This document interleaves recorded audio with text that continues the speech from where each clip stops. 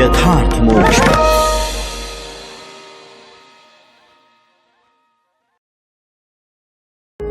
यथार्थ मोक्ष प्रस्तुत कर रहा है अतुल्य संपूर्ण महाभारत। श्री महाभारतम तीर्थ यात्रा पर 113वां अध्याय।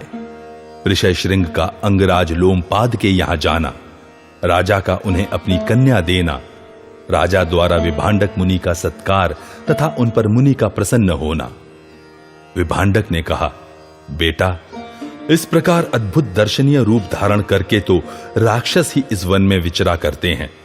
ये अनुपम पराक्रमी और मनोहर रूप धारण करने वाले होते हैं तथा ऋषि मुनियों की तपस्या में सदा विघ्न डालने का ही उपाय सोचते रहते हैं। तात, वे मनोहर रूपधारी राक्षस नाना प्रकार के उपायों द्वारा मुनि लोगों को प्रलोभन में डालते रहते हैं। फिर वे ही भयानक रूप धारण करके वन में निवास करने वाले मुनियों को आनंदमय लोकों से नीचे गिरा देते हैं। अतः जो साधु पुरुषों को मिलने वाले पुण्य लोकों को पाना चाहता है, वह मुनि मन को संयम में रखकर उन राक्षसों का किसी प्रकार सेवन न करे। वे पापाचारी निशाचर तपस्वी मुनियों के तप में विघ्न डालकर प्रसन्न होते हैं। अतः तपस्वी को चाहिए कि वह उनकी ओर आंख उठाकर देखे ही नहीं। वत्स, जिसे तुम जल समझते थे वह मद्य था। वह पापजनक और अपेय है, उसे कभी नहीं पीना चाहिए। दुष्ट पुरुष उसका उपयोग करते हैं तथा ये विचित्र, उज्ज्वल और सुगंधित पुष्पमालाएं भी मुनियों के योग्य नहीं बताई गई हैं। ऐसी वस्तुएं लाने वाले राक्षस ही हैं। ऐसा कहकर विभांडक मुनि ने पुत्र को उससे मिलने जुलने से मना कर दिया और स्वयं उस वेश्या की खोज करने लगे। 3 दिनों तक ढूंढने पर भी जब वे उसका पता न लगा सके, तब आश्रम पर लौट आए।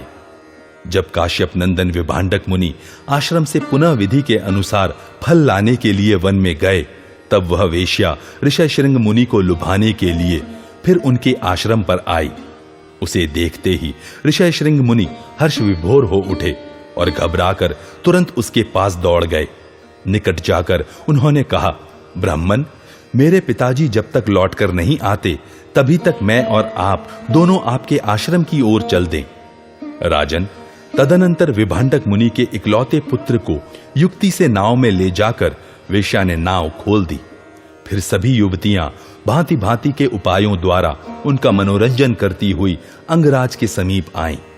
नाविकों द्वारा संचालित उस अत्यंत उज्जवल नौकाओं को जल से बाहर निकालकर राजा ने एक स्थान पर स्थापित कर दिया और जितनी दूरी से वह नौकागत आश्रम दिखाई देता था, उतनी दूरी के विस्तृत मैदान में उन्होंने ऋषयशृंग मुनि के आश्रम जैसे ही एक विचित्र वन का निर्माण करा दिया, जो नाव्याश्रम के नाम से प्रसिद्ध है। राजा लोमपाद ने विभांडक मुनि के इकलौते पुत्र को महल के भीतर रनिवास में ठहरा दिया और देखा, सहसा उसी क्षण इंद्रदेव ने वर्षा आरंभ कर दी तथा सारा जगत जल से परिपूर्ण हो गया। लोमपाद की कामना पूरी हुई। उन्होंने प्रसन्न होकर अपनी पुत्री शांता ऋषयशृंग मुनि को ब्याह दी। फिर विभांडक मुनि के क्रोध के निवारण का भी उपाय कर दिया। जिस रास्ते से महर्षि आने वाले थे, उसमें स्थान स्थान पर बहुत से गाय बैल रखवा दिए और किसानों द्वारा खेतों की जुताई आरंभ करा दी। राजा ने विभांडक मुनि के आगमन पथ में बहुत से पशु तथा वीर पशु रक्षक भी नियुक्त कर दिए और सबको यह आदेश दे दिया कि जब पुत्र की अभिलाषा रखने वाले महर्षि विभांडक तुमसे पूछें, तब हाथ जोड़कर उन्हें इस प्रकार उत्तर देना, ये सब आपके पुत्र के ही पशु हैं, ये खेत भी उन्हीं के जोते जा रहे हैं। महर्षि, आज्ञा दें, हम आपका कौन सा प्रिय कार्य करें। हम सब लोग आपके आज्ञापालक दास हैं। इधर प्रचंड कोपधारी महात्मा विभांडक फल मूल लेकर अपने आश्रम पर आए। वहां बहुत खोज करने पर भी जब अपना पुत्र उन्हें दिखाई न दिया, तब वे अत्यंत क्रोध में भर गए। कोप से उनका हृदय विदीर्ण सा होने लगा। उनके मन में यह संदेह हुआ कि कहीं राजा लोमपाद की तो यह करतूत नहीं है। तब वे चंपा नगरी की ओर चल दिए, मानो अंगराज को उनके राष्ट्र और नगर सहित जला देना चाहते हैं। थककर भूख से पीड़ित होने पर विभांडक मुनि सायकाल में उन्हीं समृद्धिशील गोष्ठों में गए।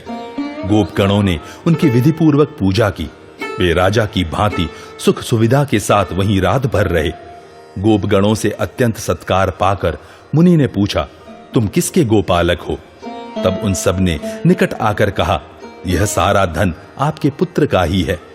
देश देश में सम्मानित हो वे ही मधुर वचन सुनते सुनते मुनि का रजोगुण जनित अत्यधिक क्रोध बिल्कुल शांत हो गया।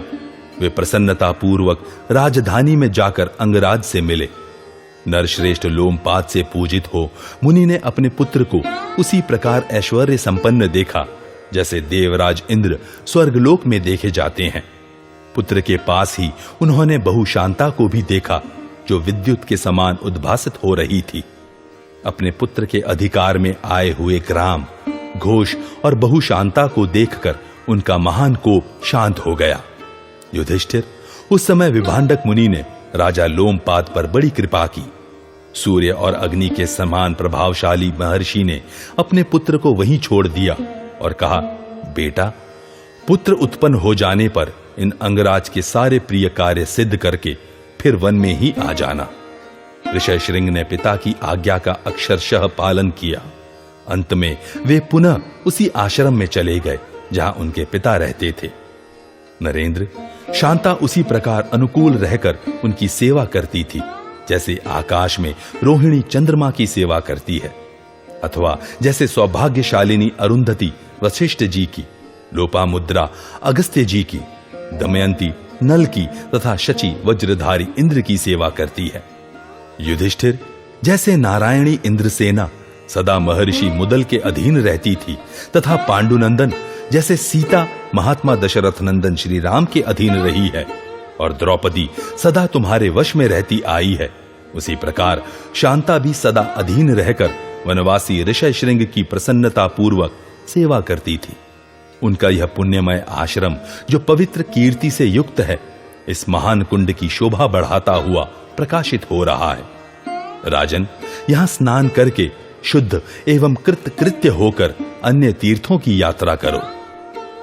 इस प्रकार श्री महाभारत वन पर्व के अंतर्गत तीर्थ यात्रा पर्व में लोमश तीर्थ यात्रा के प्रसंग में ऋषयशृंगोपाख्यान विषयक 113वां अध्याय पूरा हुआ। 114वां अध्याय युधिष्ठिर का कौशिकी, गंगा सागर एवं वैतरणी नदी होते हुए महेंद्र पर्वत पर गमन। वैशंपायन जी कहते हैं, जन्मेजय, तदनंतर पांडुनंदन युधिष्ठिर ने कौशिकी नदी के तटवर्ती सभी तीर्थों और मंदिरों की क्रमशः यात्रा की। राजन, उन्होंने गंगा सागर संगम तीर्थ में समुद्र तट पर पहुंचकर 500 नदियों के जल में स्नान किया। भारत तत्पश्चात वीर भूपाल युधिष्ठिर अपने भाइयों के साथ कलिंग देश में गए।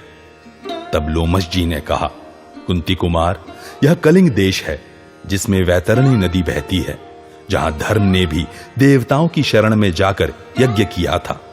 यह पर्वतमालाओं से सुशोभित वैतरणी का वही उत्तर तट है जहां यज्ञ का आयोजन किया गया था।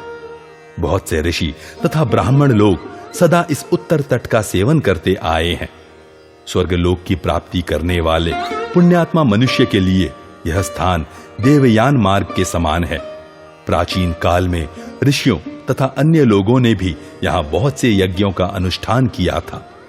राजेंद्र, यहीं रुद्रदेव ने यज्ञ में पशु को ग्रहण कर लिया था।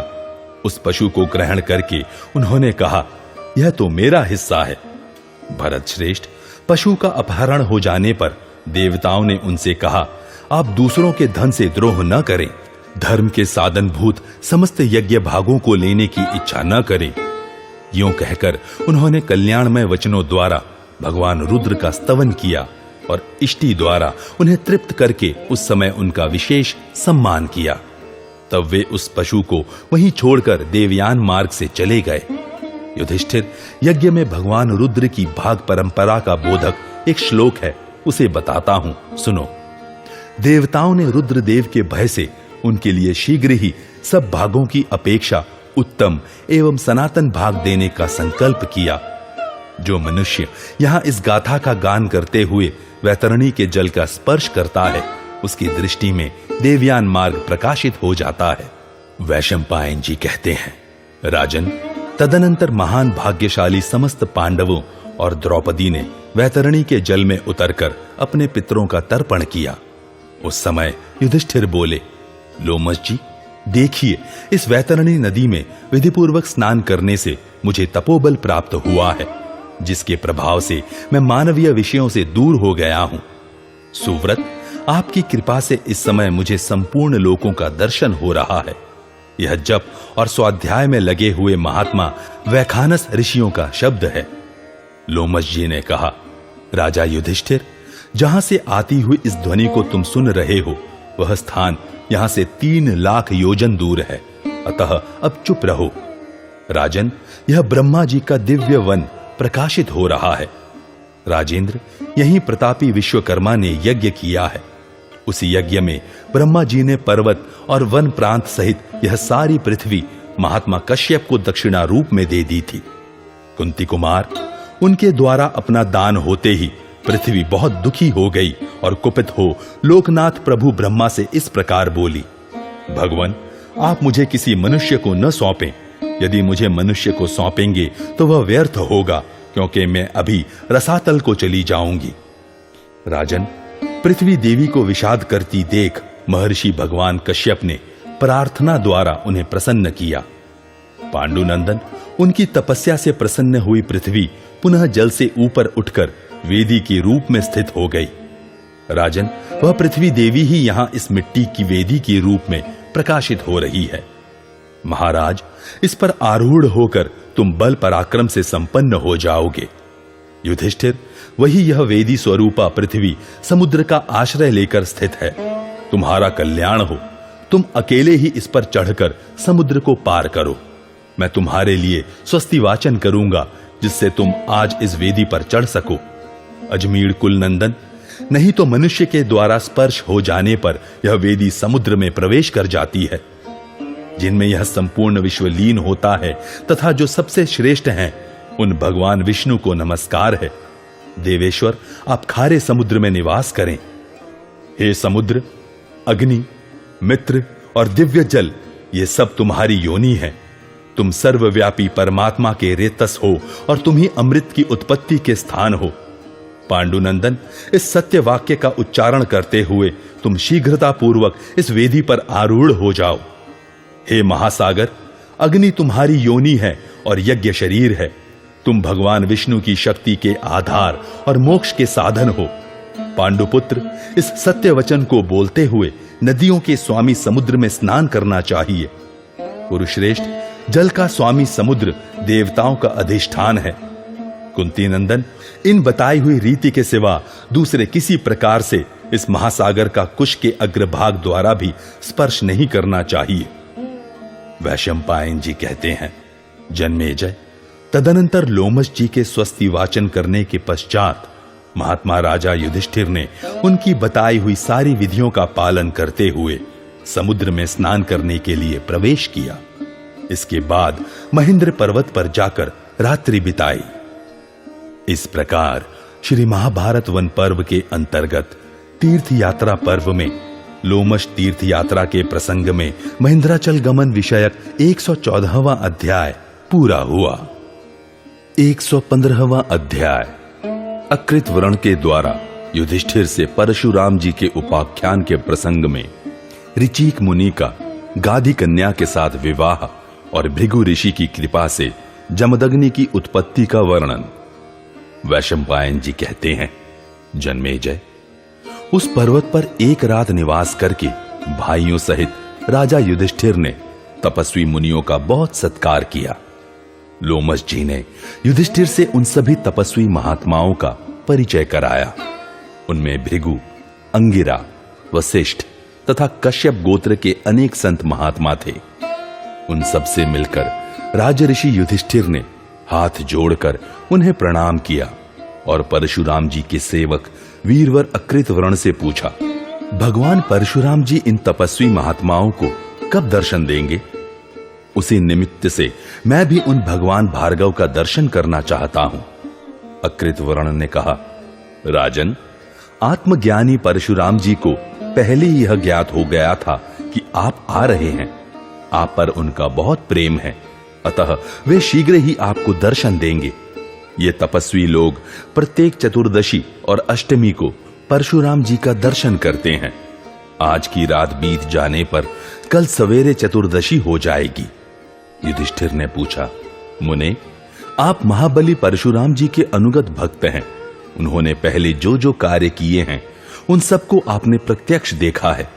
अतः हम आपसे यह जानना चाहते हैं कि परशुराम जी ने किस प्रकार और किस कारण से समस्त क्षत्रियों को युद्ध में पराजित किया था। आप वह सब वृत्तांत आज मुझे बताइए। अकृतवर्ण ने कहा, भरत कुलभूषण नृपश्रेष्ठ युधिष्ठिर, भृगुवंशी परशुराम जी की कथा बहुत बड़ी और उत्तम है। मैं आपसे उसका वर्णन करूंगा। भारत, जमदग्नि कुमार परशुराम तथा है राज कार्तवीर्य का चरित्र देवताओं के तुल्य है। पांडुनंदन, परशुराम जी ने अर्जुन नाम से प्रसिद्ध जिस है राज कार्तवीर्य का वध किया था उसके 1000 भुजाएं थी। पृथ्वीपते, श्री दत्तात्रेय जी की कृपा से उसे एक सोने का विमान मिला था और भूतल के सभी प्राणियों पर उसका प्रभुत्व था। महामना कार्तवीर्य के रथ की गति को कोई भी रोक नहीं सकता था। उस रथ और वर के प्रभाव से शक्ति संपन्न हुआ कार्तवीर्य अर्जुन सब ओर घूमकर सदा देवताओं, यक्षों तथा ऋषियों को रौंदता फिरता था और संपूर्ण प्राणियों को भी सब प्रकार से पीड़ा देता था। कार्तवीर्य का ऐसा अत्याचार देख देवता तथा महान व्रत का पालन करने वाले ऋषि मिलकर दैत्यों का विनाश करने वाले सत्य पराक्रमी देवाधिदेव भगवान विष्णु के पास जाकर इस प्रकार बोले, भगवान, आप समस्त प्राणियों की रक्षा के लिए कृत्यवीर्य कुमार अर्जुन का वध कीजिए। एक दिन शक्तिशाली है राज ने दिव्य विमान द्वारा शची के साथ क्रीड़ा करते हुए देवराज इंद्र पर आक्रमण किया। भारत, तब भगवान विष्णु ने कार्तवीर्य अर्जुन का नाश करने के संबंध में इंद्र के साथ विचार विनिमय किया। समस्त प्राणियों के हित के लिए जो कार्य करना आवश्यक था उसे देवेंद्र ने बताया। तत्पश्चात विश्ववंदित भगवान विष्णु ने वह सब कार्य करने की प्रतिज्ञा करके अत्यंत रमणीय बद्री तीर्थ की यात्रा की, जहां उनका अपना ही विस्तृत आश्रम था। इसी समय इस भूतल पर कान्यकुब्ज देश में एक महाबली महाराज शासन करते थे, जो गाधी के नाम से विख्यात थे। वे राजधानी छोड़कर वन में गए और वहीं रहने लगे। उनके वनवास काल में ही एक कन्या उत्पन्न हुई जो अप्सरा के समान सुंदरी थी। भारत, विवाह के योग्य होने पर भृगुपुत्र ऋचीक मुनि ने उसका वर्ण किया। उस समय राजा गाधी ने कठोर व्रत का पालन करने वाले ब्रह्म ऋषि ऋचीक से कहा, द्विज श्रेष्ठ, हमारे कुल में पूर्वजों ने जो कुछ शुल्क लेने का नियम चला रखा है उसका पालन करना हम लोगों के लिए भी उचित है। अतः आप यह जान लें कि इस कन्या के लिए 1 सहस्त्र वेगशाली अश्व शुल्क रूप में देने पड़ेंगे, जिनके शरीर का रंग तो सफेद और पीला मिला हुआ सा और कान एक ओर से काले रंग के हों। भृगुनंदन, आप कोई निंदनीय तो है नहीं, यह शुल्क चुका दीजिए, फिर आप जैसे महात्मा को मैं अवश्य अपनी कन्या ब्याह दूंगा। ऋचीक बोले, राजन, मैं आपको एक ओर से श्याम कर्ण वाले पांडुरंग के वेगशाली अश्व 1000 की संख्या में अर्पित करूंगा। आपकी पुत्री मेरी धर्म पत्नी बने। अकृतवर्ण कहते हैं, राजन, इस प्रकार शुल्क देने की प्रतिज्ञा करके ऋचीक मुनि ने वरुण के पास जाकर कहा, देव, मुझे शुल्क में देने के लिए 1000 ऐसे अश्व प्रदान करें जिनके शरीर का रंग पांडुर और कान एक ओर से श्याम हो। साथ ही वे सभी अश्व तीव्रगामी होने चाहिए। उस समय वरुण ने उनकी इच्छा के अनुसार 1000 श्याम कर्ण घोड़े दे दिए। जहां वे श्याम कर्ण घोड़े प्रकट हुए थे वह स्थान अश्वतीर्थ के नाम से विख्यात हुआ। तत्पश्चात राजा गाधी ने शुल्क रूप में 1000 श्याम कर्ण घोड़े प्राप्त करके गंगा तट पर कान्यकुब्ज नगर में ऋचीक मुनि को अपनी पुत्री सत्यवती ब्याह दी। उस समय देवता बाराती बने थे। देवता उन सबको देखकर वहां से चले गए। विप्रवर ऋचीक ने धर्मपूर्वक सत्यवती को पत्नी रूप में प्राप्त करके उस सुंदरी के साथ अपनी इच्छा के अनुसार सुखपूर्वक रमण किया। राजन, विवाह करने के पश्चात पत्नी सहित ऋचीक को देखने के लिए महर्षि भृगु उनके आश्रम पर आए और अपने श्रेष्ठ पुत्र को विवाहित देखकर वे बड़े प्रसन्न हुए। उन दोनों पति पत्नी ने पवित्र आसन पर विराजमान देव वृंद वंदित गुरु का पूजन किया और उनकी उपासना में संलग्न हो वे हाथ जोड़े खड़े रहे। भगवान भृगु ने अत्यंत प्रसन्न होकर अपनी पुत्र वधू से कहा, सौभाग्यवती बहू, कोई वर मांगो, मैं तुम्हारी इच्छा के अनुरूप वर प्रदान करूंगा। सत्यवती ने श्वशुर को अपने और अपनी माता के लिए पुत्र प्राप्ति का उद्देश्य रखकर प्रसन्न किया। तब भृगु जी ने उस पर कृपा दृष्टि की।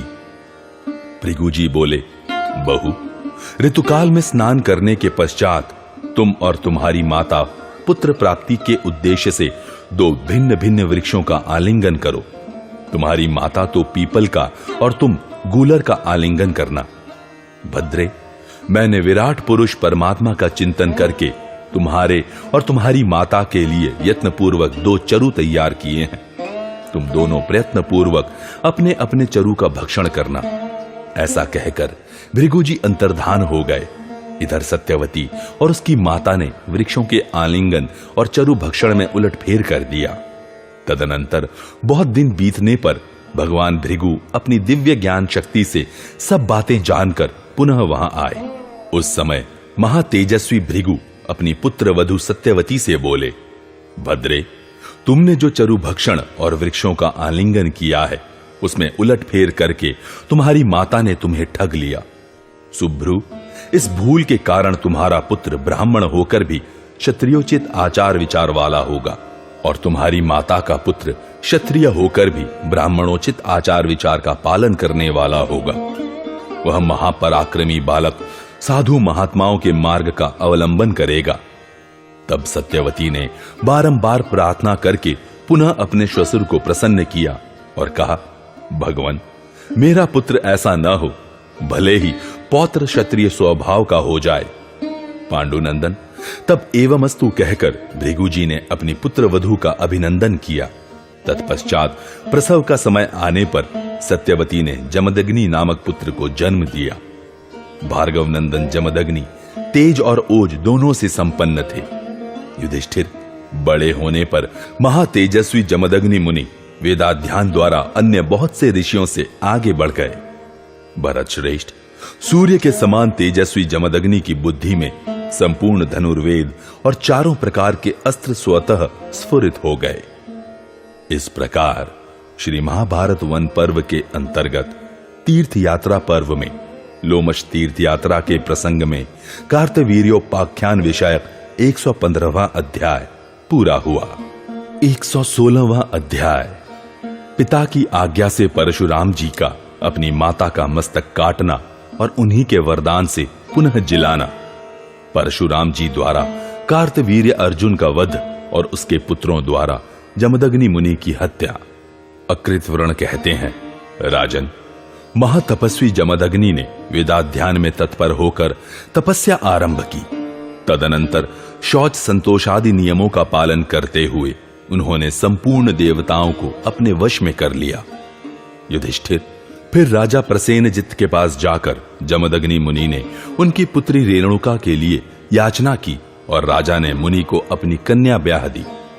भृगुकाल का आनंद बढ़ाने वाले जमदग्नि राजकुमारी रेणुका को पत्नी रूप में पाकर आश्रम पर ही रहते हुए उसके साथ तपस्या करने लगे। रेणुका सदा सब प्रकार से पति के अनुकूल चलने वाली स्त्री थी। उसके गर्भ से क्रमशः 4 पुत्र हुए। फिर 5वें पुत्र परशुराम जी का जन्म हुआ। अवस्था की दृष्टि से भाइयों में छोटे होने पर भी वे गुणों में उन सबसे बढ़े चढ़े थे।